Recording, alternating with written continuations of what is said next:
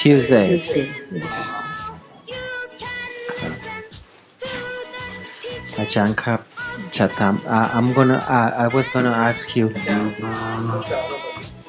อ๋อเหรอค่ะสวัสดีค่ะค่ะค่ะค่ะเชิญค่ะ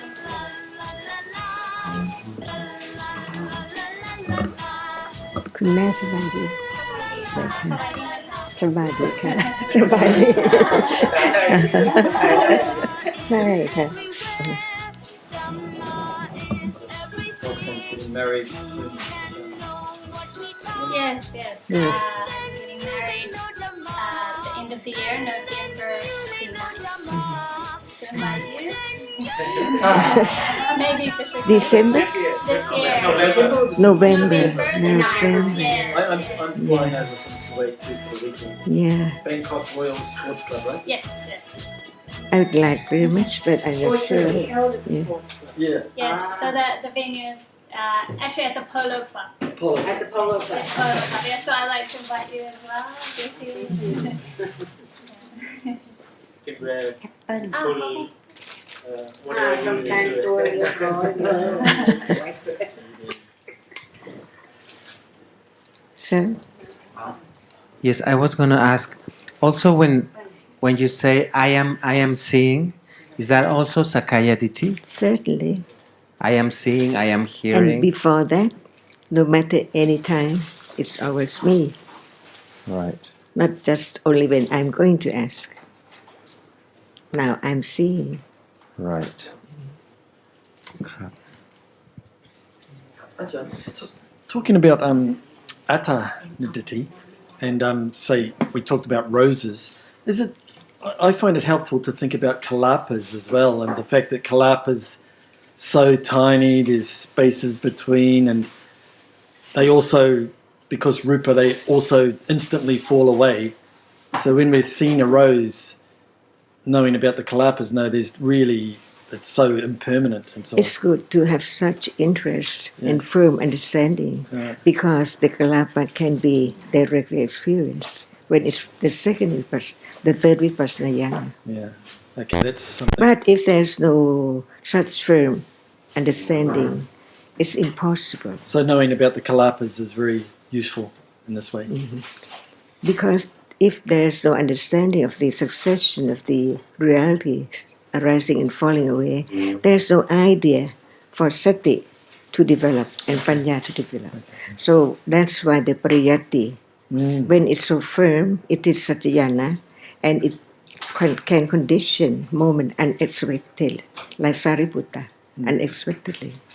So it depends on understanding and no expectation for the realization of Ariya Satya.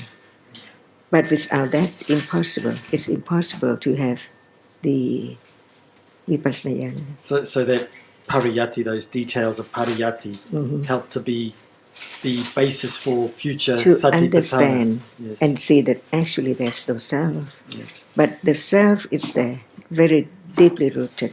So even so, there must be some moments, or rather many moments thinking about that. So the understanding just pop up. So another word in Pali, pop up. Upati. No, it is. Well, you can say arising. Yeah, another word for it in Pali, panya just pop up. Anytime, like now. Now there is thinking popping up, but no one knows the moment when it pop up, right?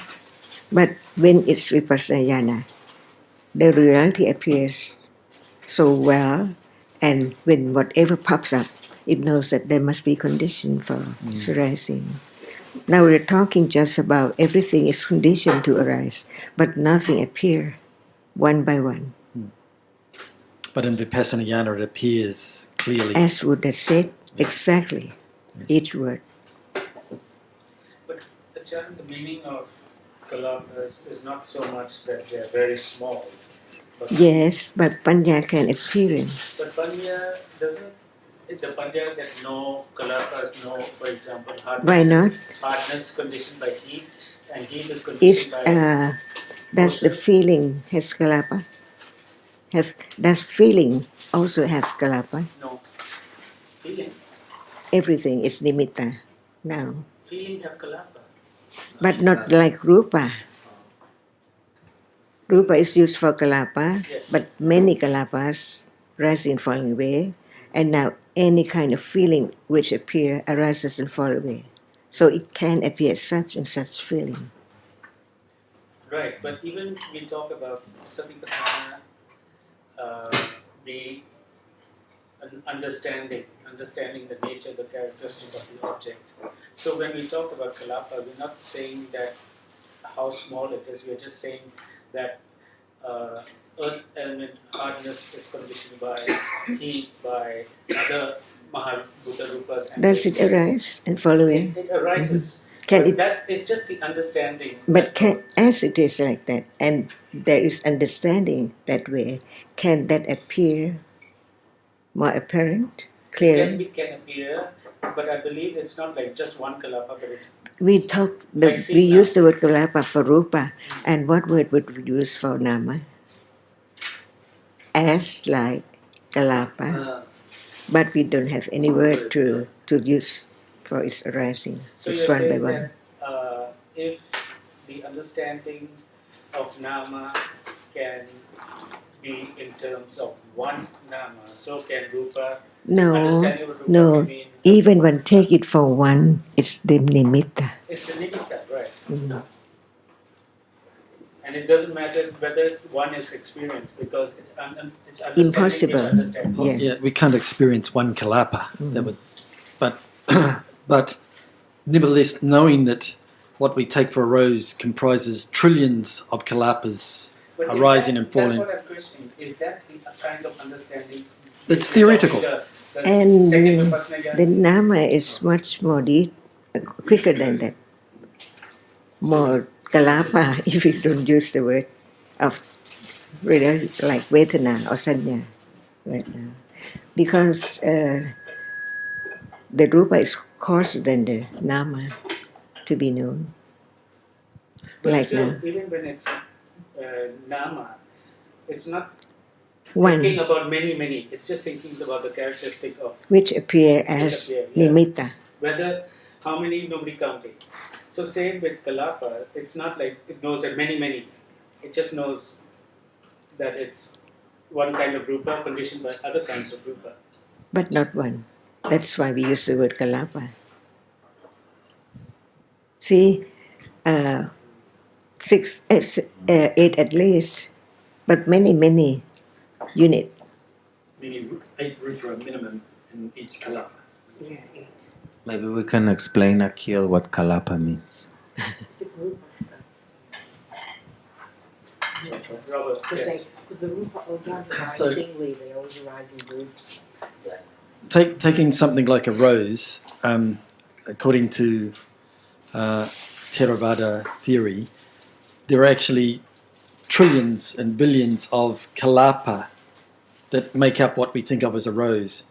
And it sounds a little bit like atomic theory, except that these kalapas instantly fall away and re-arise again due to temperature. So it's we think this rose lasts, but actually it's almost nothing. It's just these kalapas arising and falling. Kalapa. Yeah. And kalapa is, it's a group of rupa which includes motion, heat, water, what is not the right word? What's the word? Cohesion that makes up each kalapa. Okay, so it's like a very sophisticated atomic theory, basically. And why do we see the same kalapa? Why does it appear the same? Why does it appear the same? we each see this red rose? You mean? Yeah, because each kalapa is different from the others. So the kalapas that make up this orange, the intensity is slightly different from the kalapas that make up the rose. So therefore, the one of the rupa in the kalapa is colour. So the colour will be more. There'll be a variable there that will make it orange or make it red, make it appear orange or red. Yeah. So that's why you don't think this is a rose, you know it's an orange. And everyone does. I mean, yeah. So why do? Why is a rose seen as a rose and not suddenly as an orange? Is that what you mean? And each of us see that same rose. Yeah, because this is the reality. These kalapas that make up this orange are realities. So even though orange is a concept, behind the concept, or as there are actual kalapas that are real. Even though they're tiny, and even though they're falling away instantly, they are real. That's the difference between reality and concept. So it's kind of a crucial distinction. And it's why I love Ajah's books, Concepts and Reality, which describes. And even rupas, they're conditioned by each other. The heat element, as your father was referring to, determines the color, the hard, even the other arisen rupas, the nature of that rupa. So in the case of an orange, why it appears to be an orange and continues to be an orange, because of those elements, they condition each other in the same way, more or less, right? And in a rose, the same way. And 2 weeks later, if this orange was left here, the colour will be slightly different. Because even though it's changing instantly, we can't see those instant changes. But over a period of a week or a month, we can see that, yeah, there has been big changes. But actually, it's happening much faster than we realise. So the Dhamma's reality and concept agree. And that's why I like in the Abhidharmata Sangaha, it says, the concept is the shadow of the realities. We always look at the shadows, but the Dhamma gets us into the actual realities. You see only shadow.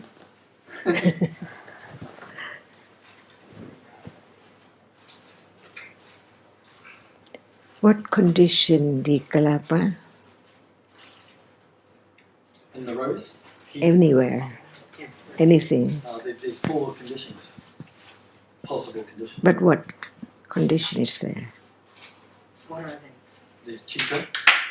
Chitta cannot condition. No, well, for that one, it's only temperature, right? Right. Temperature, yeah.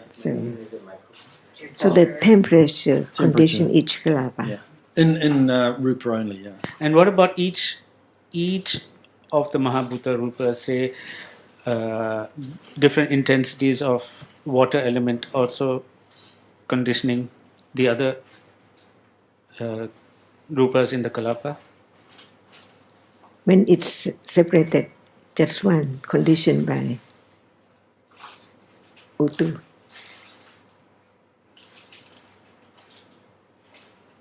For example, let's say something with low cohesion, low water element, very soon it'll disintegrate By Utu. by Utu.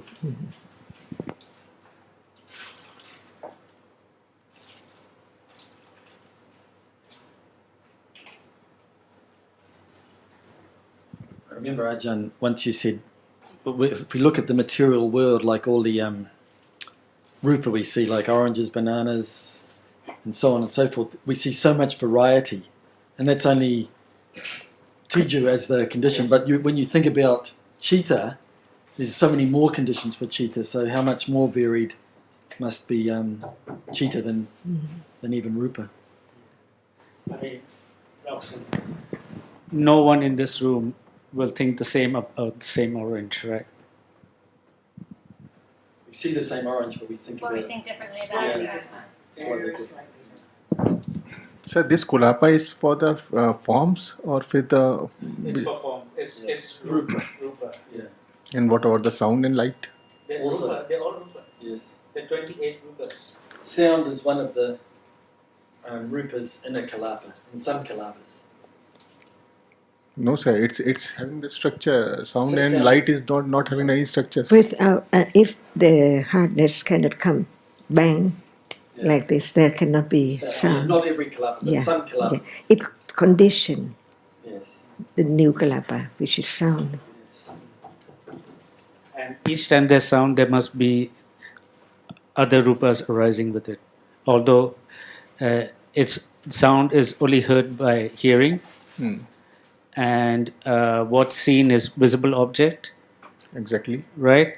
But when sound is heard, nothing is seen, nothing is touched, nothing is listening. But if there's what's seen, there's no hardness, no softness at that being experienced, but they're there.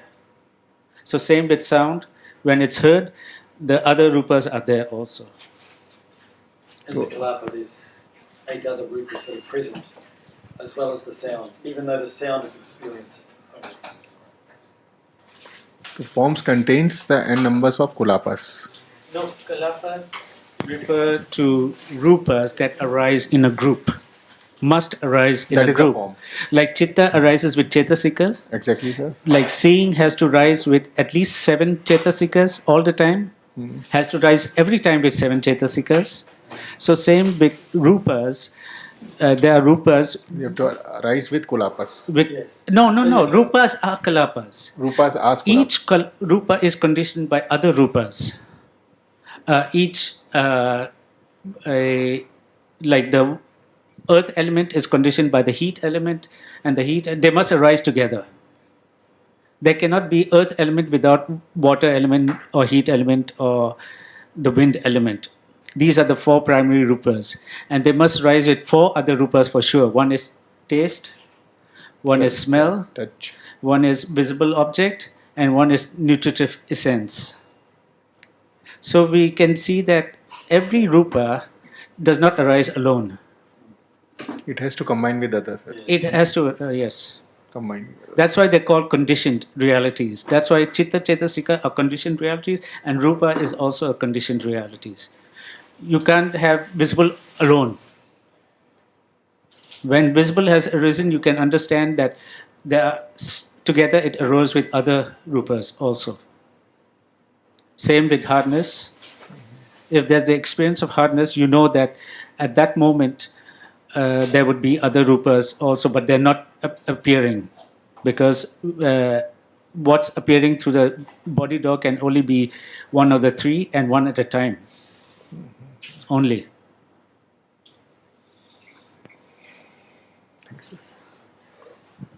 Got it. Does it help? Yes, sir.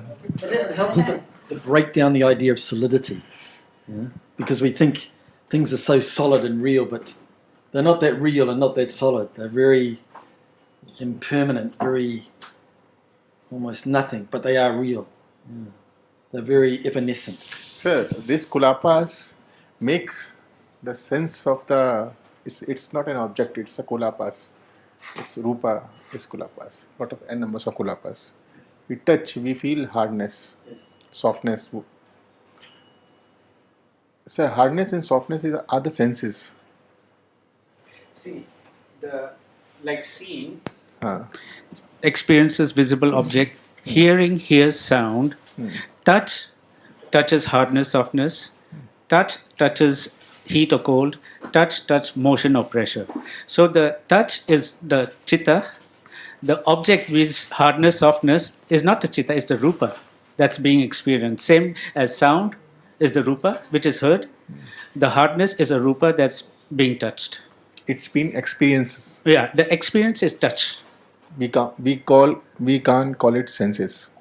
The sense, if you want to be precise, sense we can refer to the base, the sense base, like the body sense. The body sense is the base for the experience of hardness, softness, heat, cold, motion, pressure. Through the body sense we can experience hardness. So sense is the base, the rupa, also another rupa, which is conditioned by karma. And the hardness, softness can be anything, conditioned by anything. If it's a table, then it's conditioned by heat. If it's your body, then it can be conditioned by one of the. It can also be conditioned by karma. It depends. So for the kulapas, it's not necessary that it's a living or non-living object. Right. Living or non-living. But itself is just a rupa. It does not experience anything. For you, The rupa itself, no matter where, is just rupa, one kind of reality that does not experience anything. If it's arising in your body, maybe it's conditioned by karma, the body sense. But the rupa itself is just rupa. It does not experience anything. Same with the hardness here. The hardness of the bone is the same as hardness here. Just rupa. Just hardness. Okay, sir. Here's a question. Where does consciousness arise? Where does chitta arise? So now now the rupas are the kulapas. Yes. So inside the kulapas there are No.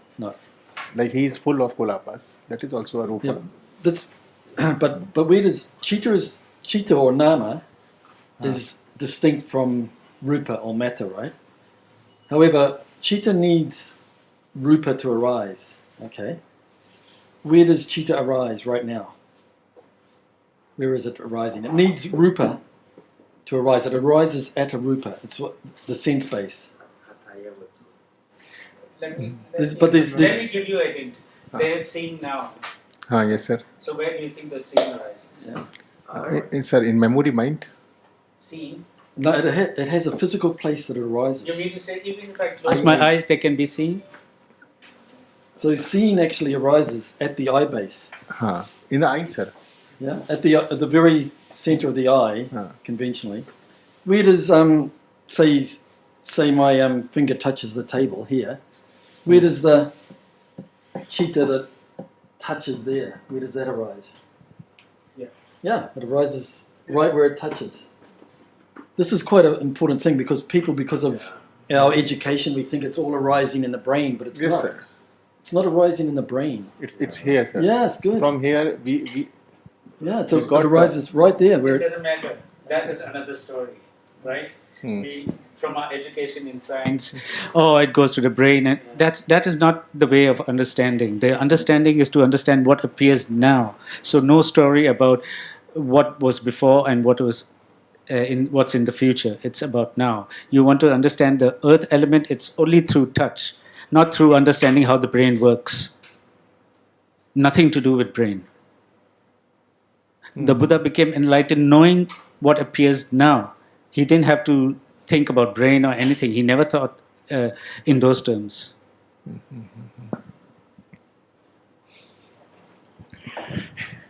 And what's the nature of brain? What's the nature of brain, ma'am? Ma'am, it's brain to analyze, to think. No. this is what we've been taught since childhood, right? Exactly, sir. Exactly. How many absolute truths are there? How many absolute truths are there? Or ultimate truths?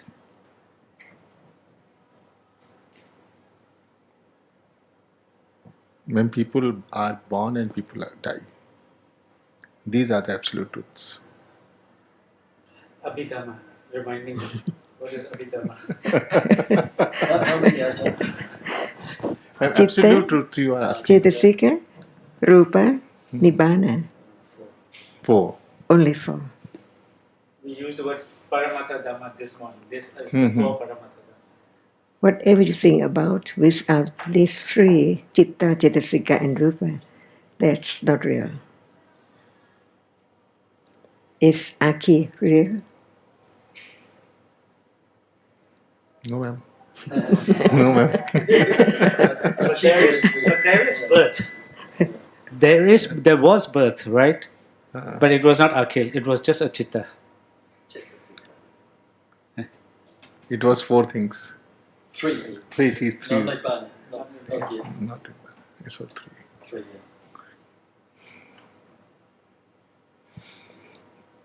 yeah. So same with When you say born, live and die, so same, every moment it's like that. Even death is just one chitta. And can anyone see Akira? Pardon, ma'am? Can anyone see Akira? Can anyone see Akhil? Yes. Asha better see.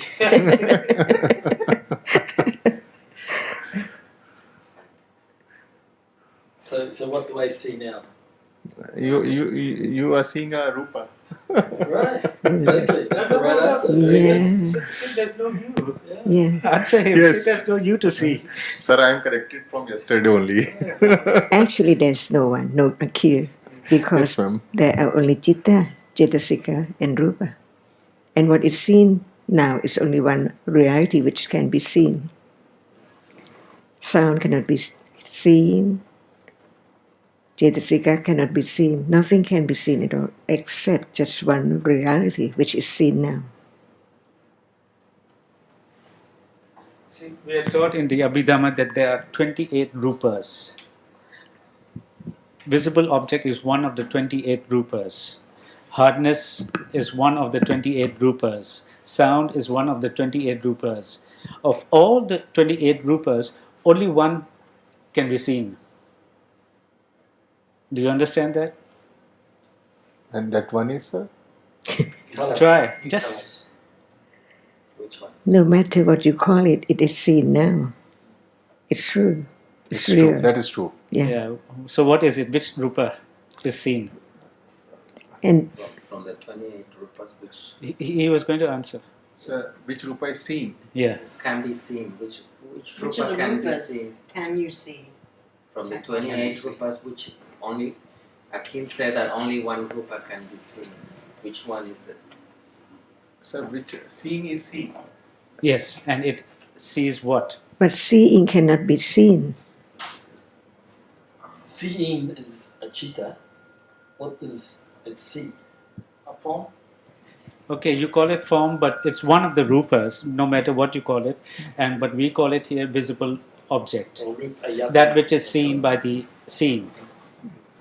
That is experienced by seeing. Okay, sir. So that's just one rupa. And you know that in a day there's so many experiences to the five senses and the mind. It means that that which appears like there's light all the time is just an illusion. Because only one moment of seeing, not even the ones that follows can see. The Santirana, the Sampatichana cannot see. Only seeing sees. One in a trillion other chittas does the function of seeing. The rest is all dark. He doesn't know what Santirana means. No, it's one of the chittas that follow it doesn't matter which one, but we know that in a process of seeing. He doesn't know about the process. Oh, okay. Maybe.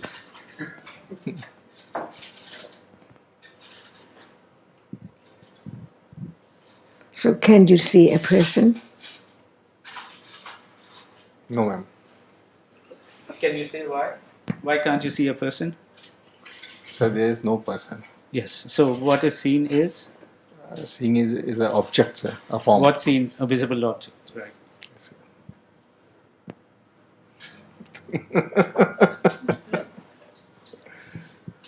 Can you touch a jan? Touch a jan? You touch a jan. Can you touch me? Can you touch the Can you sofa? touch a jan? Sofa. Can you touch the sofa? There is no sofa, sir. But there is hardness or softness. There is hardness, softness. Temperature. Temperature. Can you see Chitta? Chitta can't be seen. Can you see sound? Can you see hardness? No. Can you see Betty? Betty.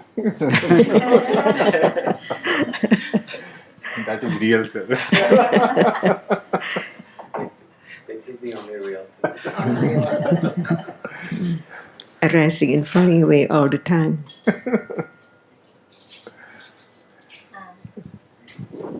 So then, understanding this in theory, then what does that achieve? Oh, you missed this morning. We talked about that. Ah, okay, right. This is what I'm always asked by my boyfriend. He Review it. understands this, but does he really? Is it your question? As well, because I don't think I can explain that well enough. What is the But- question? You try and explain it. Try, first. try. What is the question again? It's a very good question. So understanding, about the chittas and everything arises and falls, and Concept and they're all reality. concept realities. Then, So we understand it in theory. What's the What benefit? does that achieve? What's the benefit? What's the benefit? Yeah. And so, Can I just say that for someone who actually understands, yes. he sees nothing more valuable, Right. right? Yes, So there's no yes. question about what next. Right. He's inclined to want to hear again and again. Okay, yeah, but what's the benefit? Okay. That's not the answer. There are so many. I The think question usually arises, what's next is that for someone who just knows in paper but has not actually had the understanding that we call pariyati yet. He just knows that what we talk here is a lot of words, and that's what we end up doing, just talking and talking and talking, and nothing is achieved. Roxanne, No. Roxanne, Yes. any art, which I'm sure you're accomplished in some or something, you have to know the theory Yes. if you want to be a great musician. Yeah. So that it's a little bit different. It's not really. It's not really. It's not really. It's not different in the sense that the more sophisticated your knowledge of any art or any skill is, the better will be your understanding further down the track.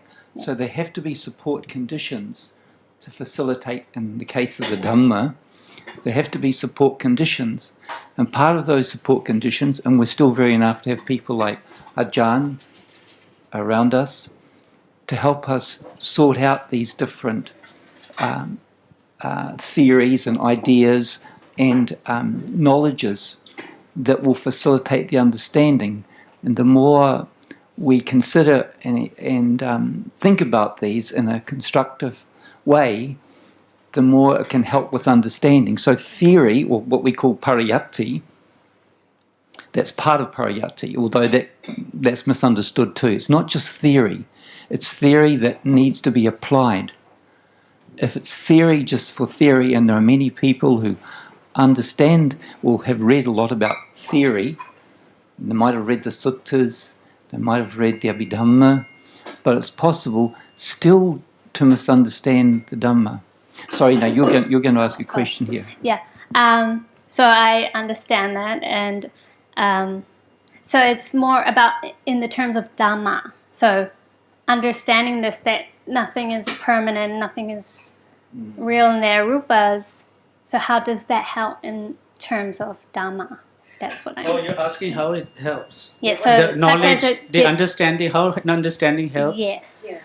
So how does that further my understanding? Yes. But is there anything more valuable than just understanding? How does that further her understanding directly? You can be To yes, have directly to say such reach Nirvana. because Dhamma is now. Because one of the understanding that you understand intellectually is that it's now, right here, right now. Yes. There's only Dhamma. And what Sundara was pointing to as when you learn in art, it's something I was just thinking about learning the piano. Someone who just learns the piano is not talking about where will this lead. He just continues to learn, right? Right. He just continues because he sees the value of learning. Okay, I like that. Yeah. Yes, I like that example. There's no ultimate. Maybe there is, but that's Okay, I understand that concept. I like that. Thank you. Yeah. And of course, there's nothing more valuable than understanding, because it changes the world. You know, the world that we have. It changes the perception. It changes our perception of the Right, world, right. and with the arising of, say, a Buddha in the world, it means that people who are previously living in darkness can live with more light. There'll be more kusala in the world, and that facilitates a lot more comfortable living with each other. Whereas without Dhamma, then life is really difficult. It's already difficult, but it becomes even more difficult. So the more one appreciates Dhamma, the more one sees its incredible value, not only in this world, in other worlds. People may not believe in those, but they do exist.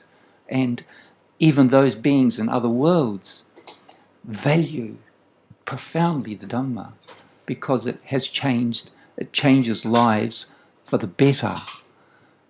So it always needs to be, I think it needs to be applied, as we know, like the case of the piano, which you see to appreciate, because each time it's done, you get naturally better and better and better, and that skill will then make that person, well, perhaps putting the piano playing aside, but with the Dhamma, with Kusala Dhamma, life is much richer, and also it facilitates more detachment, more letting go, and yes, more. that's what I was kind of So we thinking think towards, right? we are kind of based in, not kind of, we are based in ignorance, and the idea we think that there's a self here, we think there's a Betty here, we think there's a Roxanne there, and so forth, and we think all these things have shape and form, and we develop attachment to these things. We're attached to this thing we think is a body.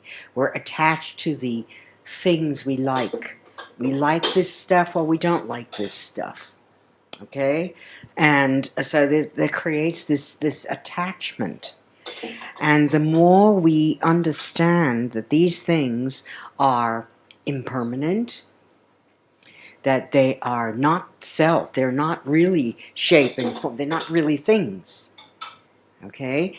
And the more we understand that it creates dukkha, unsatisfactoriness, when we want this thing or we don't want this thing, the more we understand that, the more we understand the nature of the realities themselves, how they operate, how they rise and fall, what causes them to rise and fall.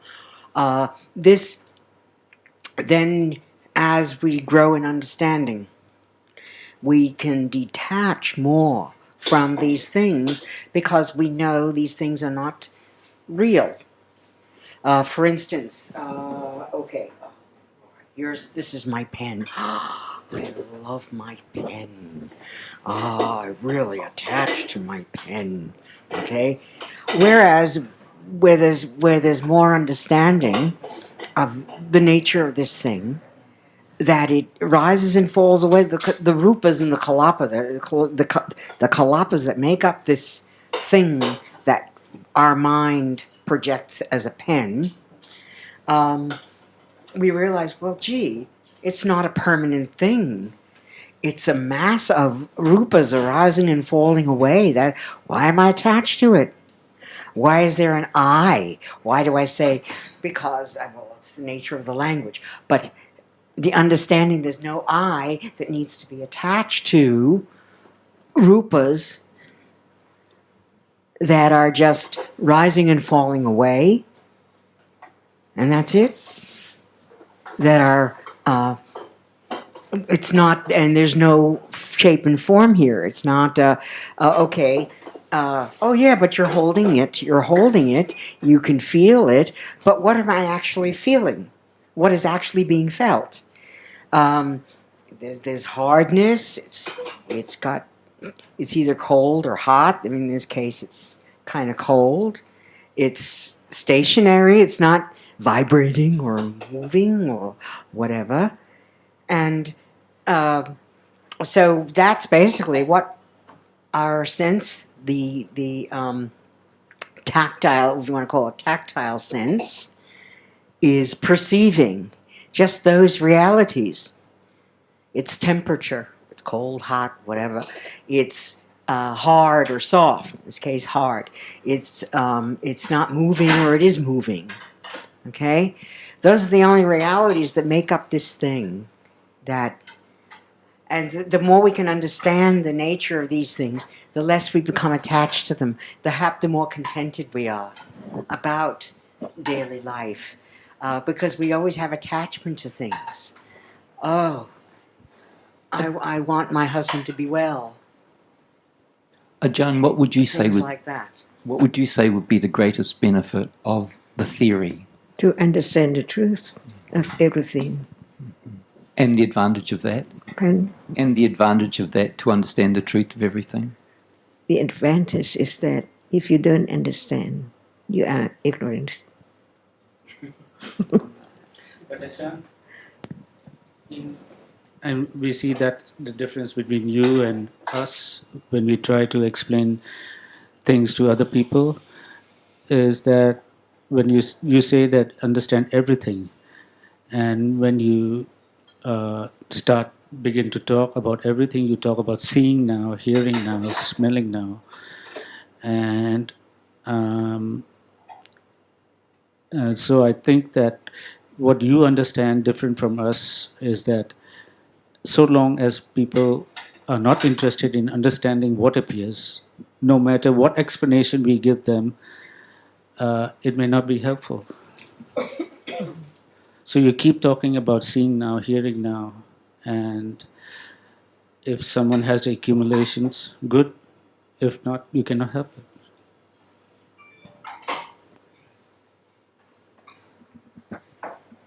And another thing, Roxanne, too, I remember the Buddha spoke that it's a wonderful thing, it's an amazing thing that when the Buddha speaks and says that things that people think bring them happiness doesn't really bring them happiness, people listen to that, think, oh, maybe that's true.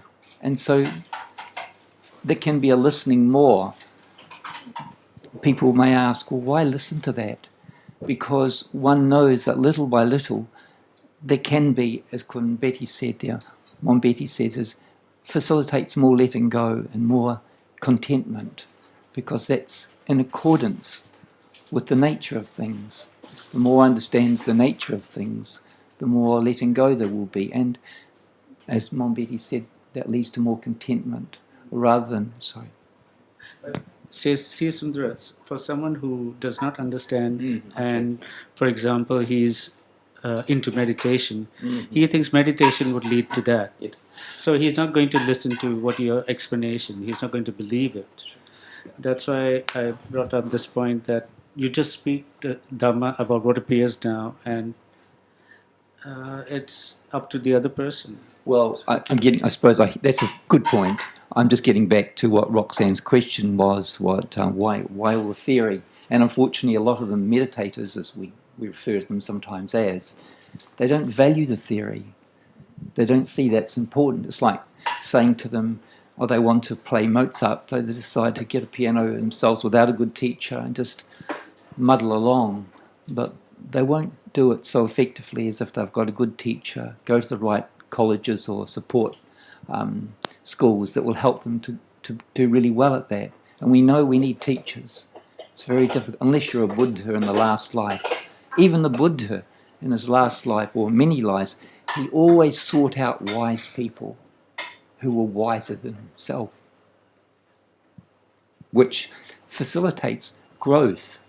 We need to do that. And we should always look, the Buddha always looked for people who had more wisdom, who he thought more wisdom. And sometimes when he had all the wisdom, people asked him, who was your teacher? He said, I have got no teacher anymore. Because he had all the knowledge. He could not, in some cases, towards the end, he could not even, if he paid respect to somebody there, not nice things would happen. But the more we appreciate wisdom, and the more wisdom is valued, and the more that's adhered to, I bear in mind what Kunsu Kun said, because many people have their own ideas. Even in the Buddha's time, there are all these teachers, there are at least 6 of them that are mentioned, but they had wrong ideas. And it's difficult to find somebody who has the right ideas. That's a real treasure to find, and this doesn't always happen. Like, who knows where we're going to be born next time, where we will be born. We may not even be born as a human, maybe be born. And to come across something as rare as the Dhamma, that is such a wonderful gift, which is not really appreciated until it's considered. Yeah, there are so many different conditions, but the more, certainly speaking for myself, the more I've appreciated the Dhamma and considered it, I know it has great benefit in all sorts of ways that are almost, I know very often I think, oh my God, I'm so thankful to Ajahn, so grateful for showing me about Dhamma. Unbelievable. It's a gift beyond measure, beyond measure. The same sentiment would be expressed by Christian. about being grateful and the result of what they believe. So again, in the end, it's just talk about Dhamma and what is true now. I think, Achan, it's the lack of panya, attachment and ignorance which drives us to I know the Buddha was the Buddha. He knew exactly the accumulations of the person he's about to teach. And you, on the other hand, you know that you don't know, but you know what to say, what best to say to the other person. Whereas the rest of us, we get lost in our own agendas. Sometimes we want to convince a relative, a family member, and we try so hard in the wrong way. Or even if in a discussion group, it's just that we just don't have that enough understanding.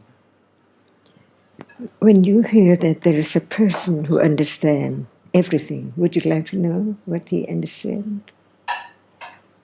Or just, okay. I guess I would like to know. So this is a point that we would like to understand what Buddha enlightened. Because no one can use the term enlightened or enlightenment at all. It means knowing the truth. And we don't know what the truth is. The truth of what? So those who have conditioned to see the value of understanding that can be understood, that can be studied, find out who can help one to understand the truth. And consider by yourself, after you hear his talk, whether it's true or not. That which nobody have heard before. And I also wonder, such as I have two other siblings, an older sister and a younger brother, and we were, all three of us, we have the same father, and he has taught us, let's say, the same thing. And I wonder why I am more interested, or I think that I want to learn more. And that difference of why don't they, or why do they feel the way they feel, is that because of conditions from possibly my past, my accumulations? Yeah. What do you think of that? Why is Roxanne more interested? Because you are you. See, but you don't know who are you. I don't know my accumulations. Or, But the other has no interest in understanding about everything, like people and things all around. But if you can understand, you don't miss the opportunity to understand. So, when you earlier asked Roxanne that if you hear that there's someone who understands everything, who knows everything. The Buddha. I mean the Buddha. Yes. Would you be interested in listening to him? Roxanne I would like to run to him and listen. And Roxanne said yes. And I was thinking many would say yes, but there are people who, when they hear, won't be interested. Because they don't think about the truth of what is heard. And also sometimes it's going to depend on many different variables. Like I think of Visakha. One time she went to live, when she was married, she went to live, Visakha was a very famous lay disciple in the Buddha's time. And she went to live with her new husband and her father-in-law. And one day, and he was not a believer.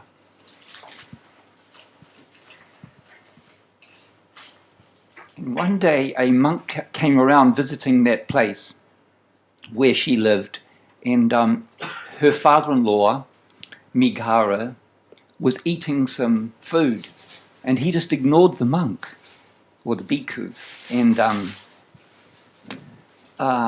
Visakha, when she noticed that the father-in-law was just ignoring the bhikkhu, she said to the bhikkhu, "Move on, sir.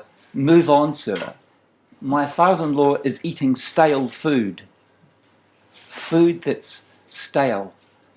And the father-in-law was very upset and angry that he had been accused of eating old food.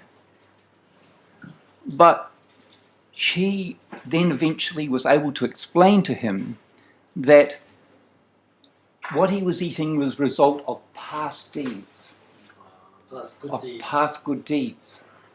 And he subsequently went along to hear the Buddha, and he became enlightened. The father-in-law became enlightened, Mikara, and he was so grateful that he heard the Buddha, and he having become enlightened. So we don't know, like you mentioned your siblings, it's not maybe the conditions at the moment for the complex and very delicate. So it's hard to say. If you have an opportunity in this life to listen to Dhamma, I would always say to people, sometimes I share it with them, sometimes I know I don't share anything because I know I have a feeling they're not going to be interested. They're captured by other things that are taking their interest and they want to travel or go here and there. Who were drunk, literally drunk. When they heard a few words, they became enlightened. This seems amazing, but because of conditions, and these are so intricate and complicated sometimes. So, yeah, I would always say, maybe not now, but maybe another time that these things can happen. You know, and Dhamma is fascinating in that way. When you read the scriptures, you'll see that's amazing, but you'll also begin to appreciate that that's possible. Given the right conditions, anything is possible. Anything. And the most amazing thing, especially when it comes to Dhamma, amazing things happen. And sometimes, Achan, it can also be kama chanta, which is an obstacle. Some people here appreciate a little bit, but then attachment to sense objects take them away. That's also possible, isn't it? And I was thinking maybe Robert's style of expressing Dhamma suitable for Roxanne, but not for the other kids. Maybe Sundara's style may be suitable for... Right, that's so true.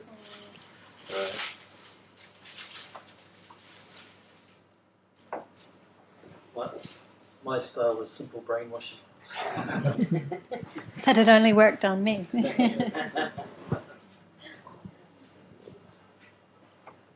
I always think that you're very, very fortunate to have a father who values Dhamma.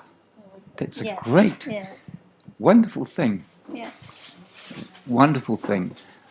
We don't, if we know somebody, if we have a, like I think sometimes Kunsuken, he also has a son who is interested in Dhamma. I think, oh wow, well, it would have been wonderful to have a father who truly valued Dhamma, because as we know, we've talked about this many times, what we hear of, what we're taught often is just a lot of nonsense. Mostly we're taught a lot of nonsense sometimes.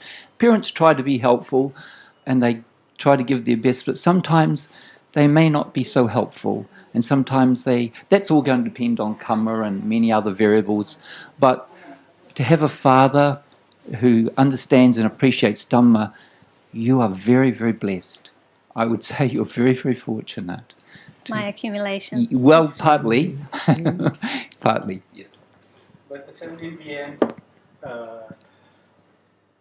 the concept of Kalyana Mitta is, it doesn't matter who, isn't it? To have Kalyana Mitta can be anyone. And it depends on your accumulations and also your past karma.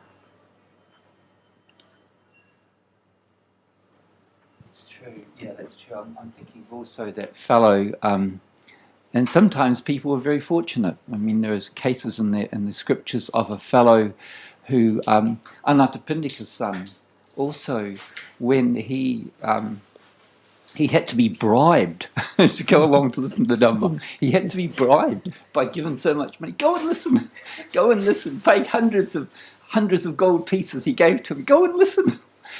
And he eventually went, but he said, you remember a verse and come back to me. And he came back.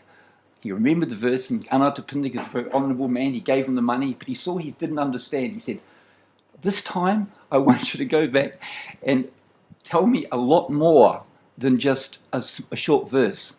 And he had to really listen and hear very carefully so that when he came back to see his father, because his father offered a lot more money if he remembered a lot more, so he had to listen a lot more carefully, and then he became enlightened. So and then his father, then he came back, and then the Buddha came back apparently also with him, and Anathapindika tried to give him the money, and he says no. He felt ashamed that he had been he had to be asked to go and listen to Dhamma. He felt ashamed that he had to be bribed because he knew now what he had. This amazing thing, this amazing gift. I think if the Buddha was alive today, then I do the same thing.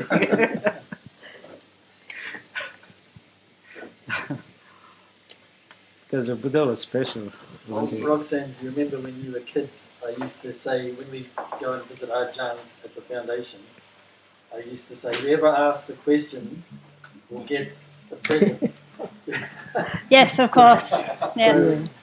Alex, Roxanne, and Malin used to go away. No, my brother was the one that always Yeah. got the present. I Yeah. think Alex used to ask a good question sometimes, yeah.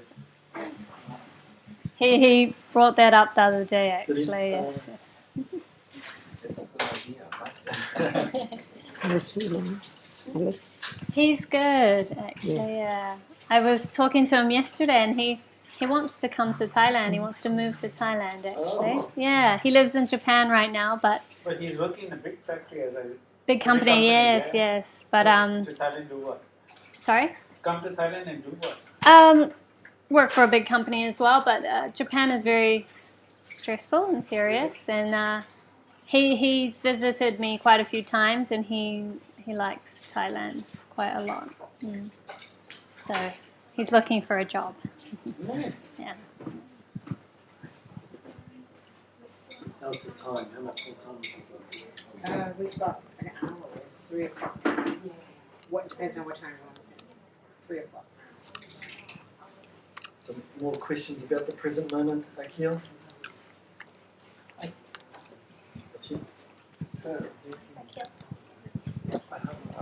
For you, Sukhbir sir, in Lucknow, I will be talking in Hindi. ठीक है आपसे लिए आप कुछ अंग्रेजी में बोलिएगा सबको. सर ये जो आप बात अभी ये मैडम पूछ रही थी कि क्यों ये सब हो रहा है, why it's all is happening, what is the reason behind it? You told it's because that you will get the better understanding of the Dhamma. You will get the better understanding of Dhamma. इसलिए ये सब हो रहा है. इसके विषय में क्या है, फॉर्म के विषय में क्या है, उसके अंदर क्या है, उसके अंदर क्या है, ये सारी बातें हो रही थी. फिर एक विषय ये निकल के आता है सर, एक रीज़न ये निकल के आता है कि हर किसी को धम्मा समझ में क्यों नहीं आता है. Why everybody is not able to understand the धम्मा.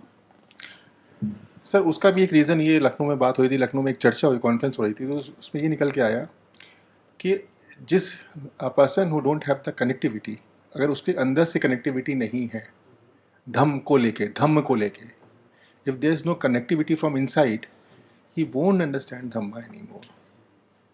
उस कनेक्टिविटी के अंदर क्या होना चाहिए, what should be inside the connectivity. Sir धातु से मिलता है.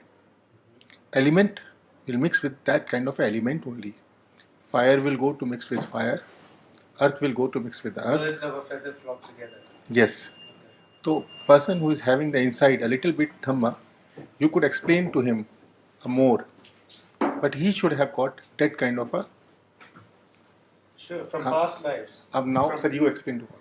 Now, What he's saying is they had once, Akhil is saying once in Lucknow in India where he comes from, they had a kind of discussion there in a group. The same question about why some people are interested, some people are not interested in Dhamma. So what Akhil's the general conclusion was that there have to be some element inside that person that gets him interested in that particular any subject actually, but in this case we're talking about Dhamma, that element inside which I think we can understand that if there's no panya here to appreciate the Dhamma, that we wouldn't be interested in the Dhamma. So maybe that's what it comes down to. Yes. The element is the panya, each person's panya. So once we hear the words of the Buddha, only when there's panya arises at that moment, to understand the meaning, to understand the words, will there be the interest, continued interest in that Dhamma. So that's right, because we know that it's one more thing. The Dhamma is the most difficult thing to understand, right? The Buddha, for a moment, didn't think about teaching, because the depth of Dhamma is so great compared to the knowledge, all other knowledges. He's saying that it goes against the thinking of everyone else. So it's so difficult. And therefore, not just hearing once, hearing over lifetimes is required for any particular given lifetime to condition interest. If you heard little bit in previous life, that's not going to happen. You must have heard a lot in many lifetimes. I think Achan, my son, once told me that he heard in one of Achan's tapes that in our round of rebirth, everyone has actually heard the Dhamma, little bit or much.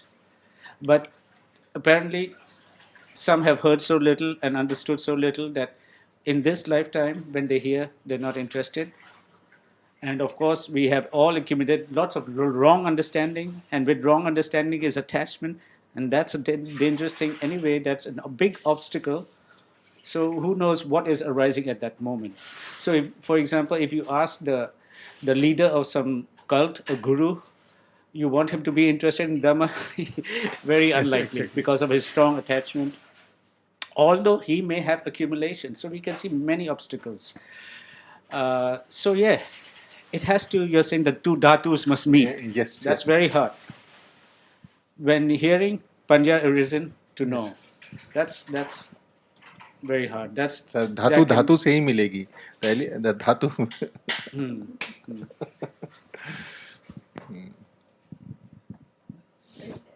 That's the great advantage too, I guess, of a Buddha, because he will know what is the most valuable thing. Sometimes, like in the case of, I think of Kisa Gautami, when he said to her, her son was dead and she was just bereft with grief.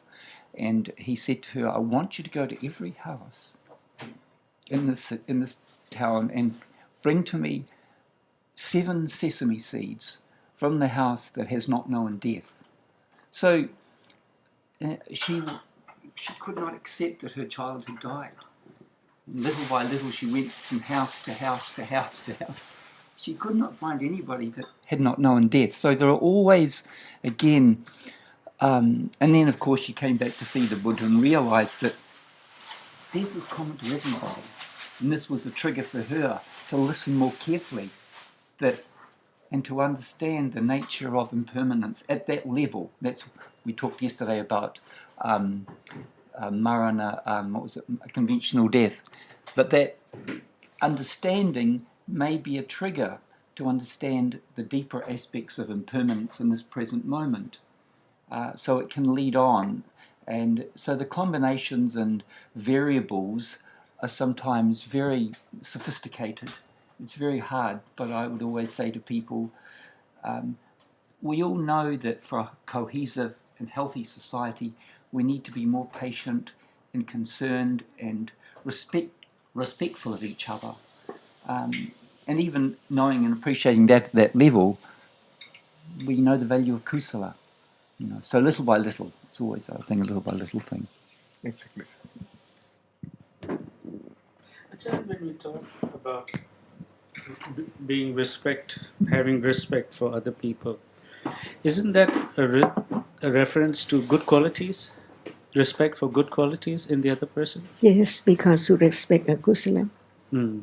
We don't just respect anyone for anything. I mean, why would we respect someone who has wrong view, right? but we can have kindness to everyone.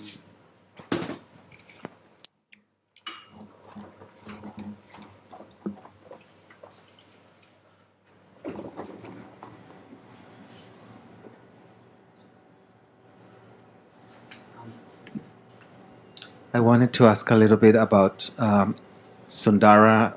Just now he mentioned about getting enlightened while being drunk.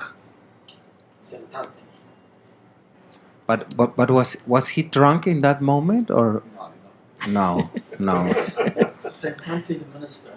Yeah, but he was not drunk at the moment. What happened? Nobody is 100% drunk. No, it's not quite. Right? Different when they're singing, there's no drunk. What happened was he quelled rebellion.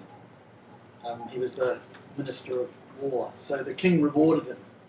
So with his rewards, he went out with many consorts for a week, drinking with all these women, and he was completely drunk. But then he, upon seeing the Buddha,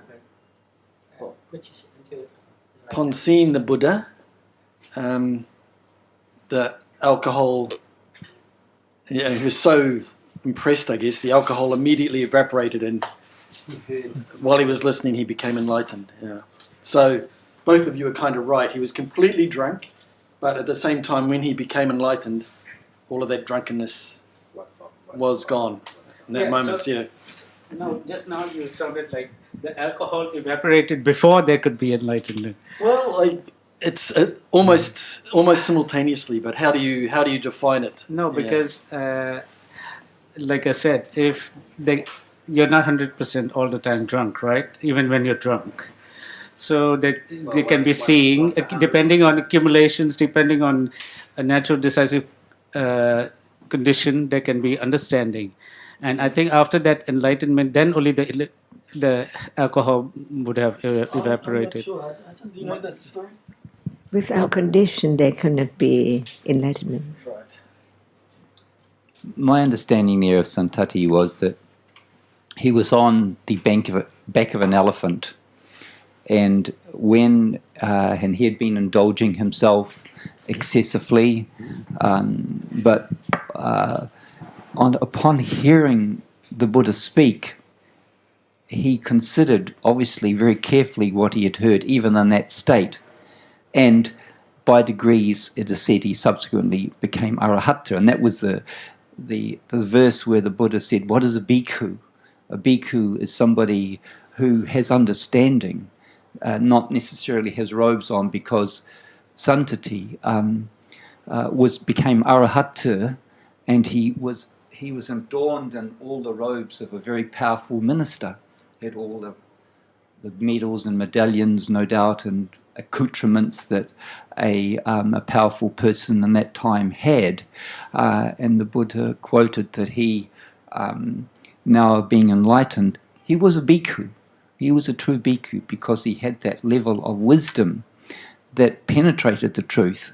And in that penetration, no doubt, the alcohol we can say evaporated or disappeared. That I think is one of the amazing conditions of Dhamma. It's amazing things can happen, well, seemingly amazing things can happen when there are the right conditions. Even somebody who was subsequently drunk, a few minutes later was not drunk, because we would know that also he had incredible accumulations from past lives. So there would be a lot of very powerful support conditions for him to actually realize what he had heard was so profoundly true enough to condition enlightenment, and that I can imagine that alcohol would virtually have evaporated, or the effect on the physical body, and we know that nama affects rupa, so that would be one of the factors there.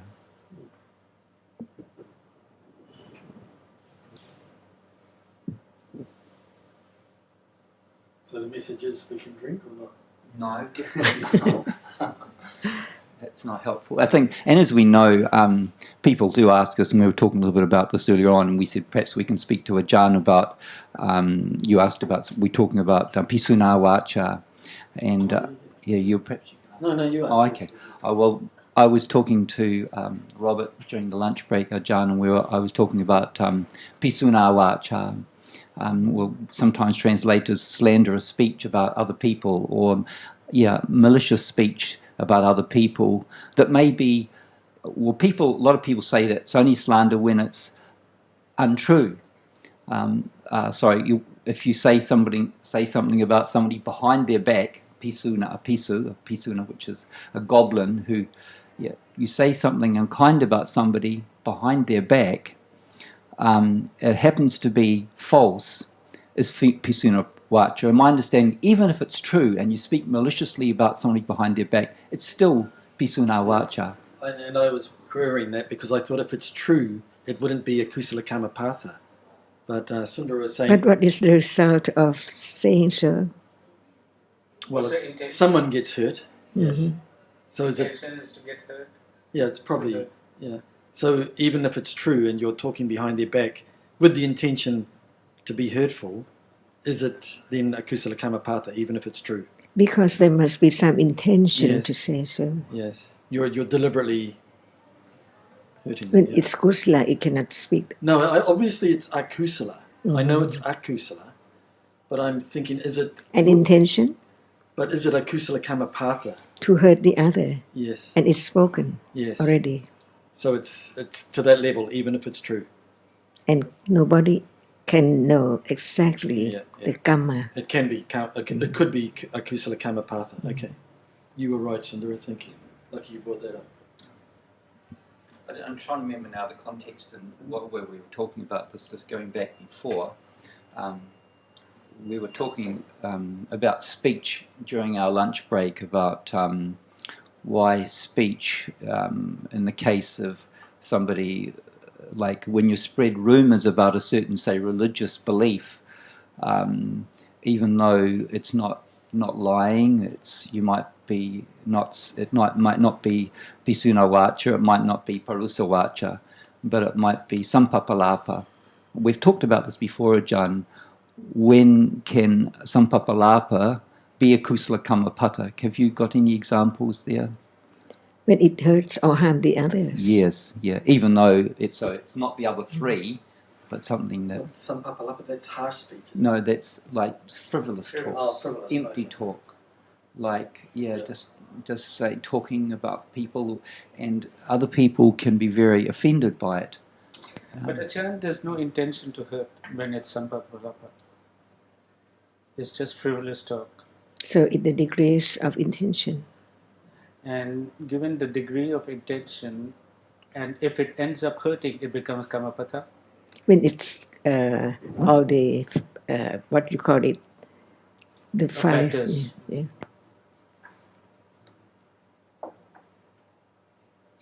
Do you mind much about that? No. Just... Well, knowing about it might... Just for yourself, not to do like that again? Yeah, kind of, yeah. Mm-hmm. Because knowing the seriousness of doing such a thing might restrain you in the future. What is better? What's better? Than just thinking about that and try to gain something from understanding for yourself. Okay. To understand reality as uncontrollable. Of course, that's the best, yes. And it's always now, Ajahn. Isn't it? All that we talk about is kusala, akusala, but when is it?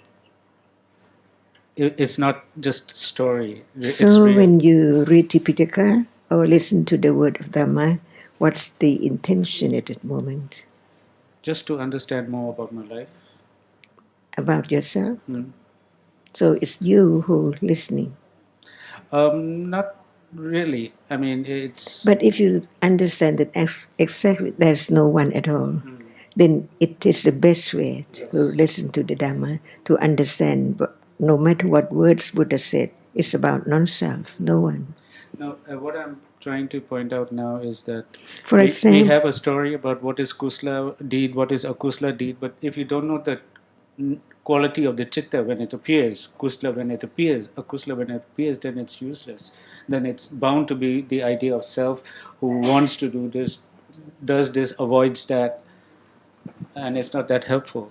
As long as there's the idea of I and the others, one will born again and again, die again and again all the time. Because reality is very difficult to understand, even it appears, and even listening to the Buddha's words, know how much it is. It's not enough, never enough. As long as there is a deeper understanding of reality as not self. Because we cling to the subject, to the story, and the way how to be better, try to be the good person for oneself. Not to go to hell, not to be born like such and such. But actually the best thing is to understand that it's a reality momentarily, very short. What about last moment? It's gone unknowingly all the time. And it is always like this. Never understand whatever appears.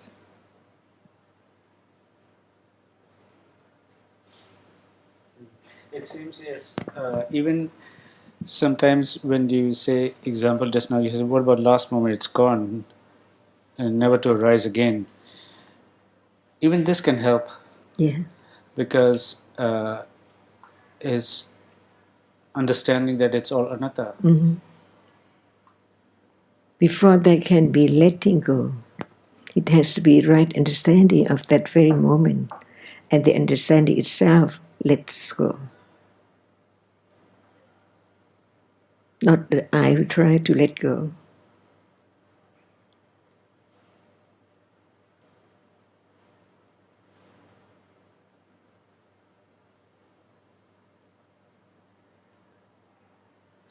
Then I have to leave.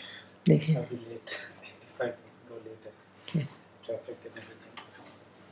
See you tomorrow. Yeah, see you. Thank you, Ajahn. ค่ะ พรุ่งนี้วันเสาร์ วันเสาร์ ไปที่มูลนิธิใช่ไหมคะ แล้วมาใหม่วันจันทร์ ค่ะ อาจจะมีแขก 9:30 ค่ะ ก็อาจจะมีแขกอาจารย์มีแขก ไม่ใช่ค่ะ ที่มูลนิธิอาจจะมีคนใหม่มา อ๋อ ถ้าไม่มีใครเลย หมายถึงอาจารย์ วันเสาร์ อยกให้เราไปที่นู่นใช่ไหม แล้วแต่ค่ะจะตามใจ ไป ที่ไหน ที่ ก็ นู่น ได้ ดีกว่าวันเสาร์เผื่อมีคนอื่นด้วยยิ่งคนที่มาประจำอย่างคนไทยเขาก็ คนไทยไม่จำเป็น ไม่จำเป็นเลยค่ะ เพราะว่าภาษาไทยมีมากกว่าภาษาอังกฤษ So what do you say แต่คุณไปอะดี ไปดีกว่า แล้ววันอาทิตย์คุณสุขีมาที่นี่ไหมคะ ไม่อาทิตย์มากัน มา แค่ วัน 3 คน มาวันจันทร์ มาวันจันทร์วันอังคารก็ไม่มี ค่ะ วันอังคารไปมูลนิธิค่ะ Okay. Sukin, is that your bag back? Oh, right. Thank you very much, Supreme. It was very useful. ค่ะสวัสดีค่ะ Sorry.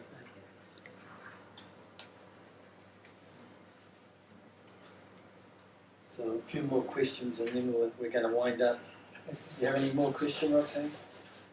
Not right now. What about Akil?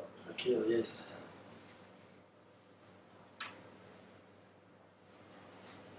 Everybody, what you all are discussing now, I'm thinking in the evening. Sorry? Microphone.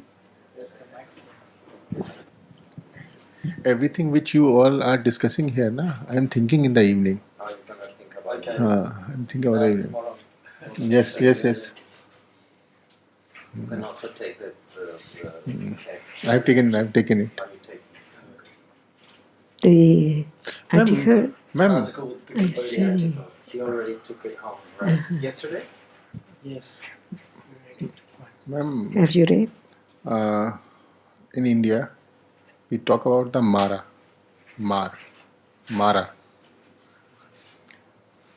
Understanding the Dhamma is the victory over the Mara. Over Mara. What is Mara? There are how Ma'am, many neg- kind of Mara? Ma'am, I won't be able to tell how many kinds of Mara are there. But for me, how I perceive the Mara is that if you are going to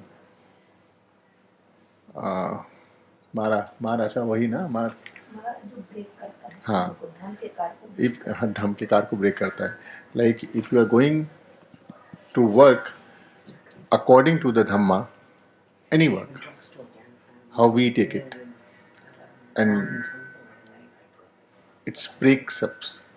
If the work is not complete, we say, Mar,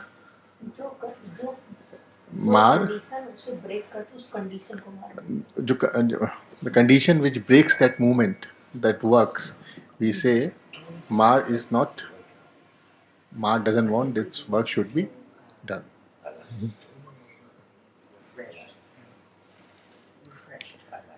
What about Kilesa Mara?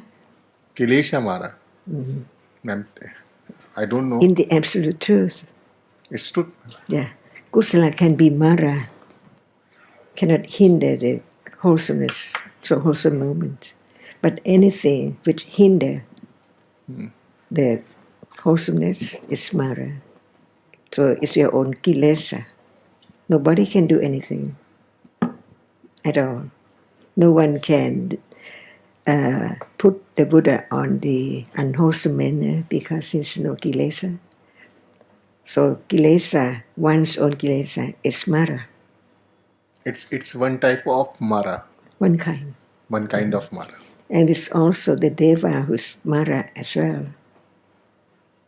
Hinder the enlightenment of the Buddha. The Mara came to see him and asked him to pass away, but because he doesn't want anyone to listen to the teachings anymore. That is Mara. So it depends on the reality of Mara. The akusala, the kilesa is Mara. Okay, ma'am. In the absolute truth. ऐसे समझा दीजिए कि मान लीजिए हम धर्म के कार्य के लिए यहाँ बता दिया वो नहीं अगर इनके एक्सीडेंट हो गया उस कारण से हम नहीं आ पाए तो उस एक्सीडेंट को भी मार बोलेंगे कि हमें धर्म के कार्य को नहीं करने दिया. Ma'am, she is saying, suppose she is going for one work of the Dhamma. She got the accident in between. That work is not completed. Majjumara. She is saying because of Mara. Because of Majjumara. A kind of Mara. Yeah. This is third. One is Kalesh. Kilesa Mara. And one is Tepabut Mara, Teva Mara. Deva Mara. Okay. Even Teva can have ill intention. And third one you told, ma'am? Kilesa Mara. Kilesa, one's own Kilesa. Majjumara. Majjumara is death. Is death. Mm-hmm.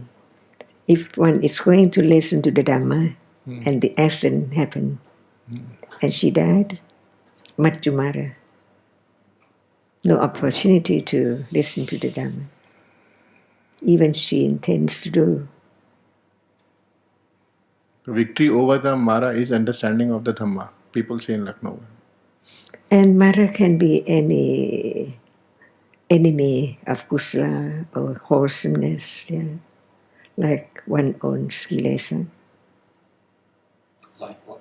One's own kilesa.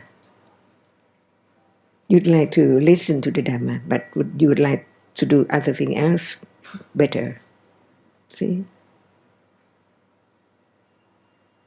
Why do you think of Mara? A lot of the things was today we debated here about the understanding. She arises the question, what is the use of it? All the things here. So Sukhbir sir was telling it's because that you better understand the Dhamma. Now I was thinking that what are the factors which interrupts as I want to understand the Dhamma. Can anyone stop you? Pardon, ma'am? Can anyone stop you to listen? No, ma'am. No. Mm-hmm. So that cannot be Mara.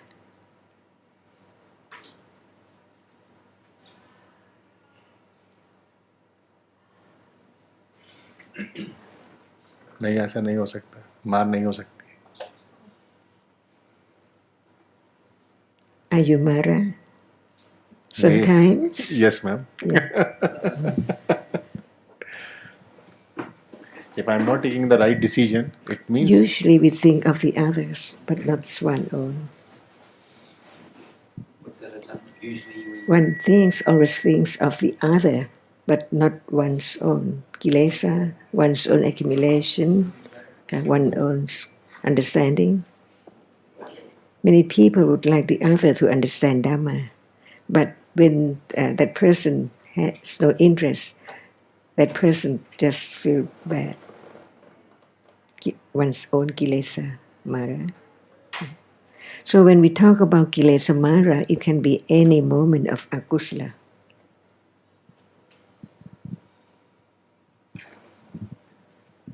I think that's a very good point you've made there, Ajahn, that mostly we're concerned about other people's kilesa, not our own.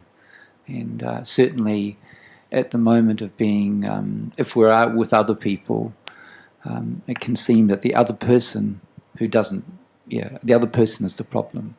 And really that can be so destructive and so unhelpful and so dishonest also, that when we think it's the other person, when really that's not in accordance with Dhamma. It's the more we can understand and appreciate that, we will see their disadvantages in blaming other people, because really they do not cause the problem. That's a very good point.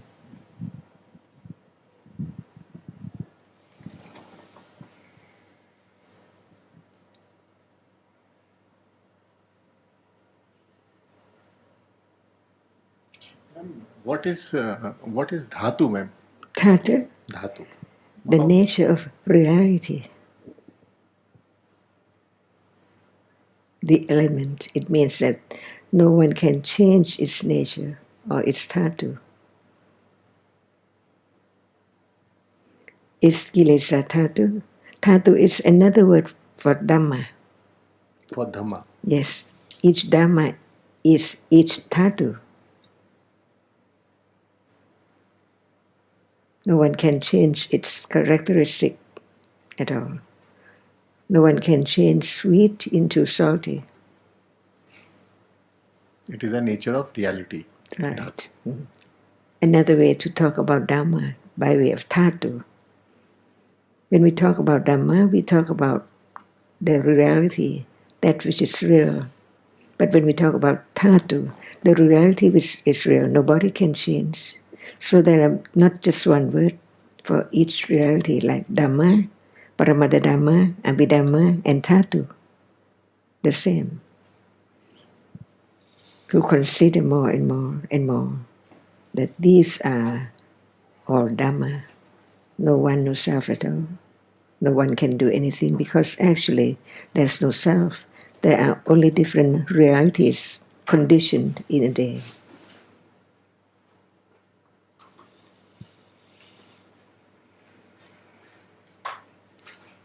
Is the hair Dhamma? The hair. Is it Dhamma? Dhatu. Yes. Or Paramada Dhamma or Abhidhamma. Yes, They're exactly the same.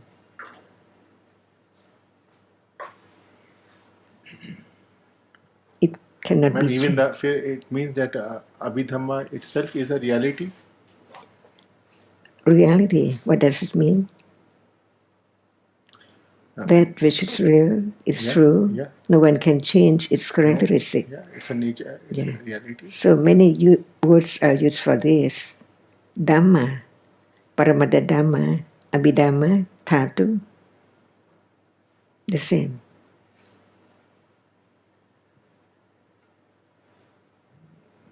So anyone who doesn't understand Paramada Dhamma comes across the word dhatu, they don't know what is dhatu. But when one knows that everything which arises and falls away, no matter what, whether it can experience an object or not, since it's real, it has its own characteristic, it's conditioned to arise and fall away. Every one is Dhamma, is dhatu. So there is Jakku dhatu, the eye sense or the eye base itself. It's not the ear-based, different from that which is seen, that which is heard. Each one has its own characteristic. So no one can change it because it arises by conditions and falls away instantly. How can you change that, which arises and falls away in split seconds? So what it's born and what dies, no one. It's nature of realities. Different realities. Different realities. Yeah. It can never be changed. It can't be changed.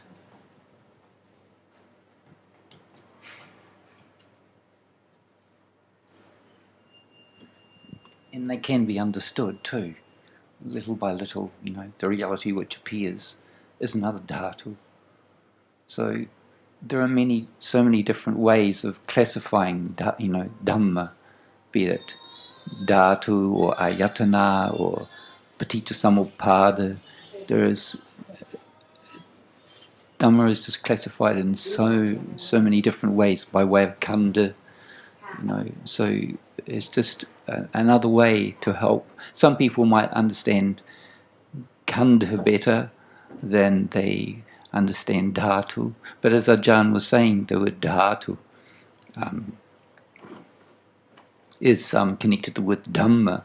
And the word Dhamma means that which sustains and holds. The root is dha, which it means that which sustains or holds reality. So in the case of dhatu, as Ajahn was talking about saying with, say, chakru dhatu, it is the reality that enables seeing. Without chakru dhatu, there wouldn't be seeing. So we can immediately apply it to our own understanding and enable the slow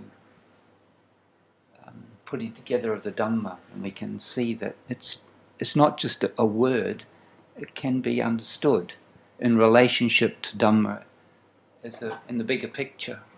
It's part of the structure that's needed, or that's needed, that's essential, that's vital for Dhamma to be, without dhatu, without ayatana, without khandha, without paticcasamuppada.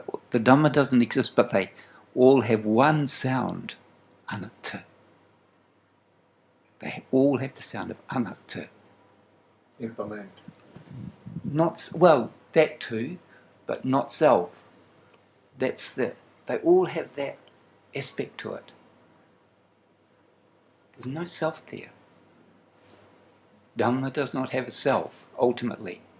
Ma'am, anatta, no self. Yes. Anitya, impermanent. Anicca. Anicca. Anitya, anicca, एक ही बात है. Same. समझिए. Atta is Atman in Sanskrit. Atman. So anatta means no atta, no Atman. No atma, ma'am. Is it atta? Anatta. This one? So, is this atta? Nothing is atta at all. Everything is anatta. Because atta means that which is permanent. I. See? But what's the I? Seeing, hearing, smelling, tasting, touching? No, that's not I. Seeing must be only seeing. Nobody can change the characteristic of seeing which arises to see. It cannot do anything, just arises to see. Atatu. So everything which is real is tatu, another word of Dhamma. And when you hear the word anatta, it must be tatu. As everything which is real is Dhamma. Whatever is real is Dhamma, it is tatu. The chakku tatu, the sound, satta, tatu. Everything which is real is tatu. It means that actually there's no one, no being at all. Only different realities arise by conditions and fall away immediately, all the time. And that can be experienced directly. Because Buddha is the first one who has experienced the truth of everything, enlightened the truth. So he taught us to understand what is the reality of whatever we take for something. Can there be the akirtatu?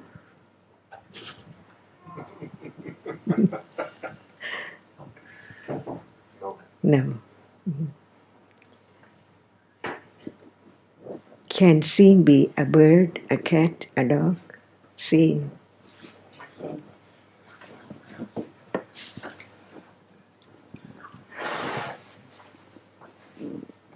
See? Seeing be there. It's now. It's now. All tatus are now. A tatu is heard. Another tatu hears. Sound is a tatu. Whisper object is a tatu. Nobody can do anything. Nobody can condition it to arise at all. Whatever arises is conditioned by many, many conditions. Even the eye is conditioned by kamma, different color. See, brown, black, blue. Who can do that? Who can make it different? No one. But the kamma can. So powerful.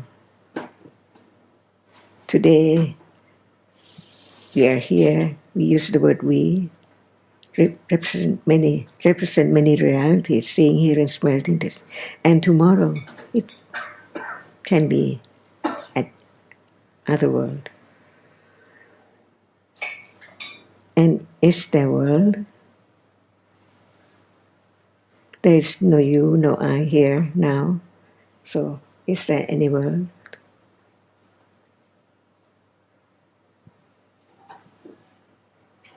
At moment when a reality arises and right understanding as its truth, like it is that which experience and it's that which is experience. No place, nowhere. So in Pali, the word loka, which the Thai use the word lok, means whatever arises and falls away is loka. And the idea of the place comes after. Here is Thailand, and the other place is Japan, India. See? But the seeing itself just arises and see and then falls away instantly. Nowhere to go. Extinction immediately, like the fire. When it's gone, never to return at all. What was that a moment ago? Never found again. Gone completely. But ignorance is there. So only the vipassana jnana and the enlightenment can eradicate the idea of self and wrong understanding of the permanency, because it directly experiences that which arises and then falls away, one at a time.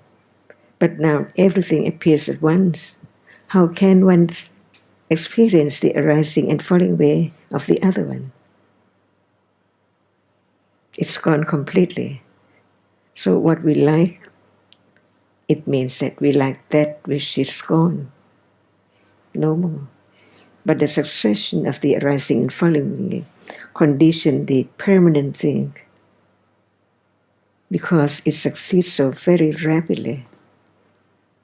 That's why it cannot be experienced by ignorance. Only right understanding begins to understand the nature of reality as not self at all, because they are different. Seeing is not hearing, it's not thinking. And no one can do anything. While we are talking, they are seeing. No one makes it arising, but it seems like it's there all the time. That's why there must be the moment of experiencing the arising and the falling, but not one at all. It has to be the nimitta all the time, the succession of just one characteristic, one nimitta. So citta has nimitta of itself, of the seeing, hearing, smelling, because so many processes of seeing before there can be the idea of someone or something here and now. Because actually a moment cannot be shape and form, but so many moments. Because when you draw a picture, you start with one point. What is that? Snake, house, road? You know, you don't know yet. But when you make it more and more, and the nimitta is there to be known. But actually it has to be from one moment to another moment.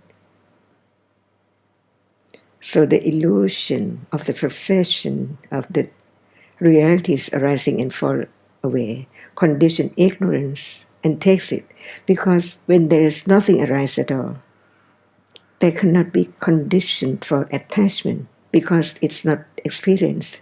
But when whatever arises, ignorance is there and attachment, clinging to that object is there, because of the succession of reality hides or conceals the reality that which is not permanent as permanent. No snake, no bird, no fish, no being, because it's only the moment of arising of citta and cetasika and rupa by conditions. So no one can stop the arising and falling away of reality, but how can it not arise again anymore? The end of the arising and falling, it has to be the understanding, the condition for its arising. When we do not understand the condition, we think that I can do. But actually, that is thinking, which arises to think that way and then fall away. So thinking is not seeing. That's why now there is seeing, hearing, smelling, tasting, touching. Uppatti. No one can do anything. It's like accident, but actually it's conditioned by karma. And karma is that which no one can know. At this moment, is it karma? See? Listening to Dhamma, understanding the Dhamma, is it karma?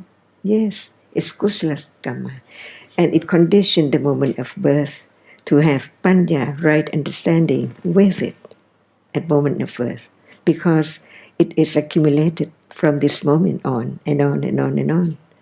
And the sankhara khanda, the 50 cetasikas, not I, not me, are now working its way. So this moment conditioned the next moment and the next moment and the next moment. So many conditions from years and years ago. So we don't know. Even this moment is conditioned by the accumulation of moments ago in samsara. If there is no seeing right now and no sanya cetasika memory, you don't know what's what at all. So at moment of knowing what is what, it's not you, it's that reality which arises with each citta. So each moment is gone completely, never to return. You like something very much, actually you like nothing because it's gone. That which you like is gone. So you cling to the idea of something's there because it keeps on arising and falling away by conditions. Right. Mm-hmm. So this moment is not past moment at all. It's just New, all the time. And the condition for life is karma. Nobody can know when will the end of it. Anytime. And death is not frightened at all. Because it's just like when you fall fast asleep. At moment of birth, no one knows.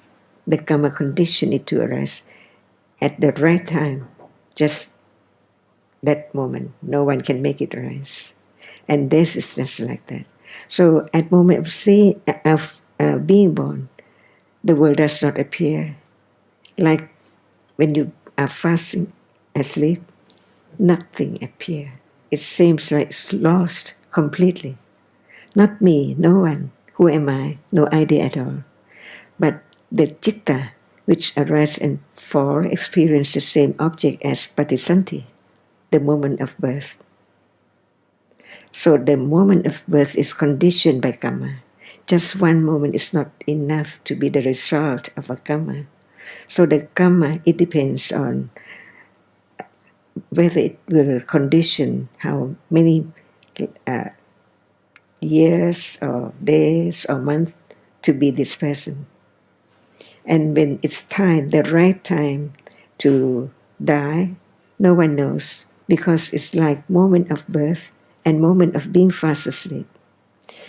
After the birth consciousness has fallen away, what succeeds is the one which is produced by karma, exactly the same karma, because just one moment of being born is not enough. After being born, there must be seeing, hearing, smelling, tasting, touching, which is not the cause, but is the result of the same karma, which conditioned birth.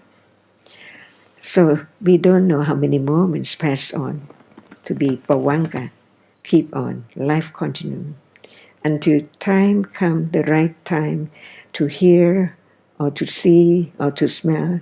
No one knows. It's like when one is fainted and one what do you call?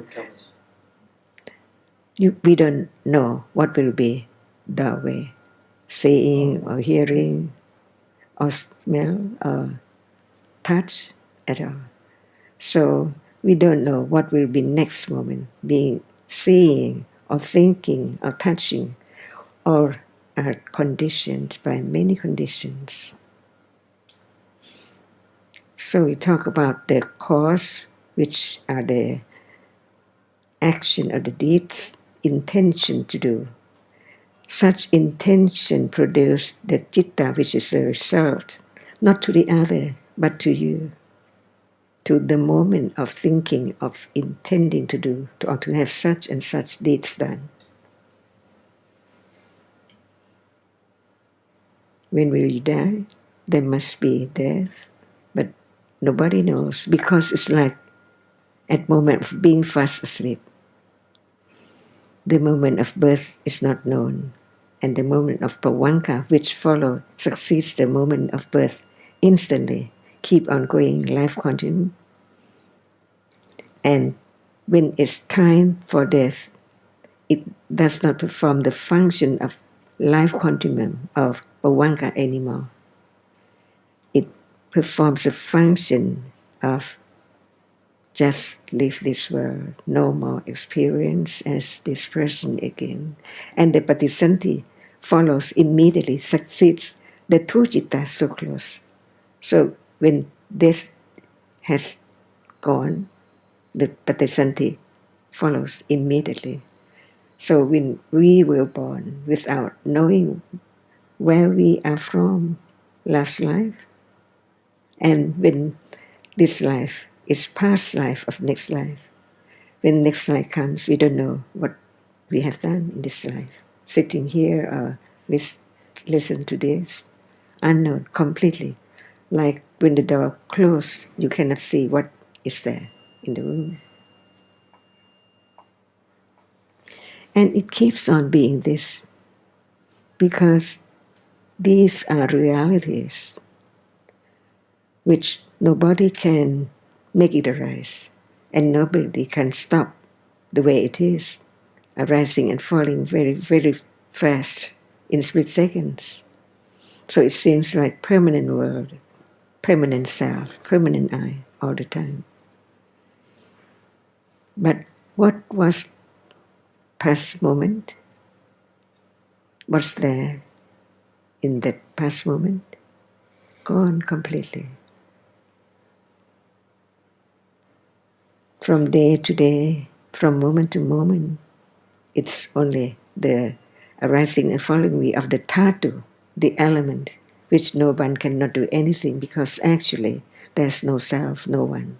Only different realities arise together, fall away together. and condition the next moment all the time. Until no condition for the arising of realities right now anymore. And that is not death, but it's the enlightenment, understanding what conditions is now and at any time, and understanding it as no one at all, permanently, like at moment of experience, the arising of reality right now.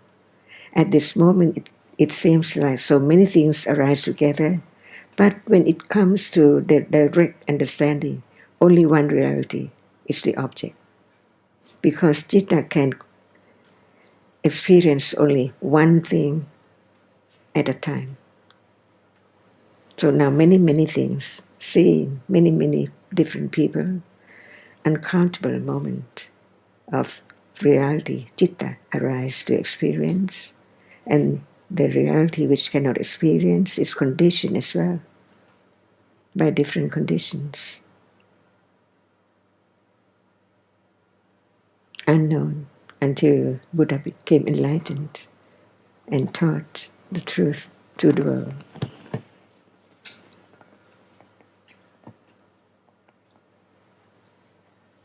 And this is only one life of samsara. What about last life and next life? Unknown.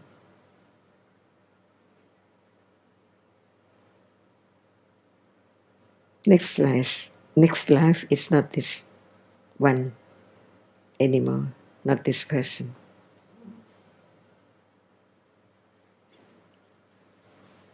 So there can be this person only in this life, short or long, we don't know.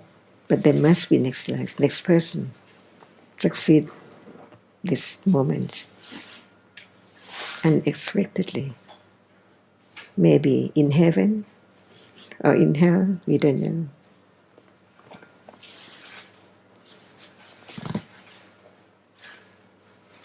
Uncontrollable.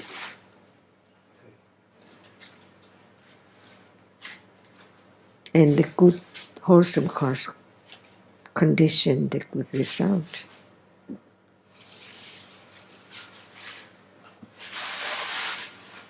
What condition different form of the body, the eye, the nose, see?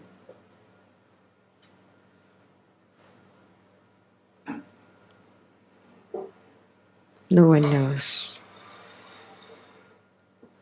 But to be born human being is the result of wholesome cause, wholesome karma. Understanding this, it conditioned more kusala in a day. And at moment of kusala, the akusala cannot arise. But in a day, if there's no understanding of kusala and akusala, we don't know what is the right or wholesome cause. For example, who knows that after seeing now has fallen away, the vipaka, the karma, condition, the citta which succeeds seeing to be a moment of receiving the same object, but not see. Even it experience, it does not see.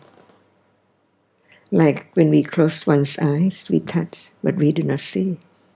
But that same object for the receiving consciousness, which is conditioned by karma, to arise after seeing immediately.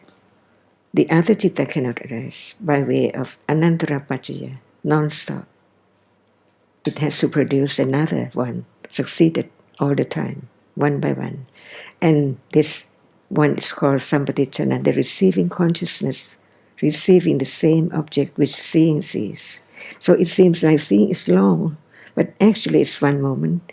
Even the other moment experiences the same object, but it does not see. Seeing is just a moment. So how many cittas of seeing? It seems like we see many things at once, but actually it cannot be at the same time at all.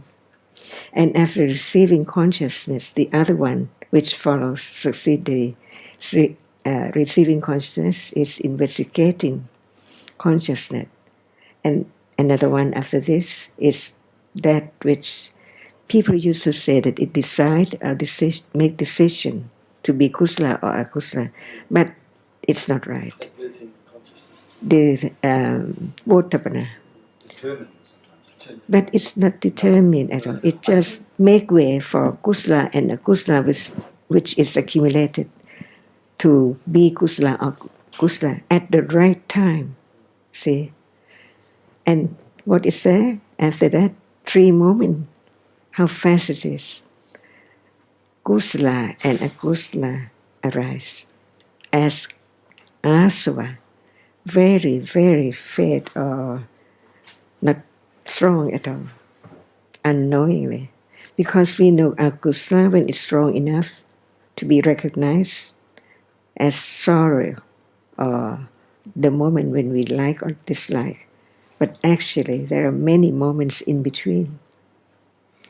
So we learn about many cittas and citasikas to know that it's impossible to have just one moment of seeing to appear as it is, because so very, very little and go away very soon. As soon as it arises, it falls away. It seems like that.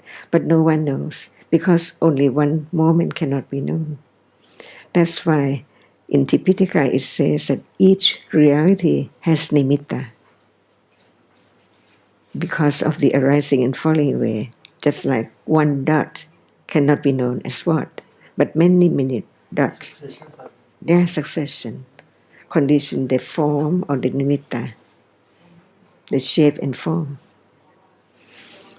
And it's not known yet as something, because it's only seeing, it's only receiving, because it's only a moment which experiences the object through the eyes. It cannot know the shape and form as something yet. So the nimitta is known. The nimitta of rupa is rupa, and the nimitta of vedana, nimitta of sanya, nimitta of the 5 khandhas are known, one at a time.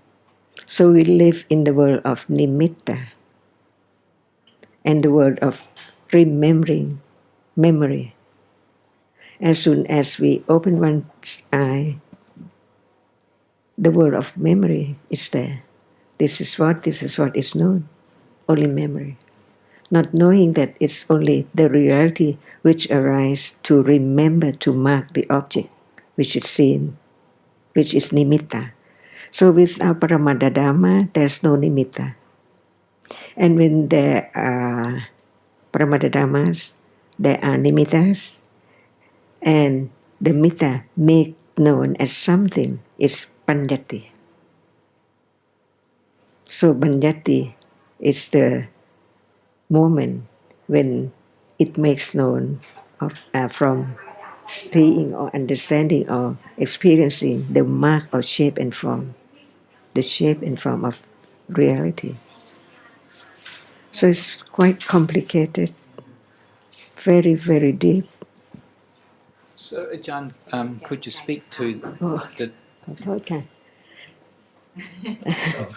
ค่ะ ค่ะ ขอบคุณมากครับ ค่ะ คุณโรเบิร์ตจะอยู่กรุงเทพอีกนานไหมคะ วันis it something วันอาทิตย์ วันอาทิตย์ วันอาทิตย์ไปวันSunday no Sunday วันอาทิตย์ไปโตเกียว เลยค่ะ อ๋อ ค่ะ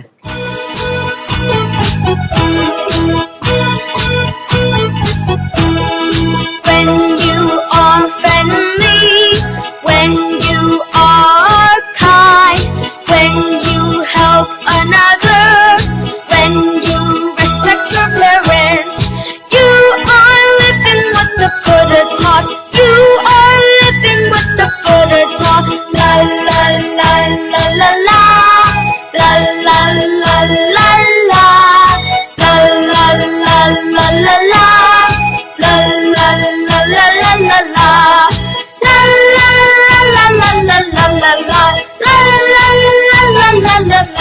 Dhamma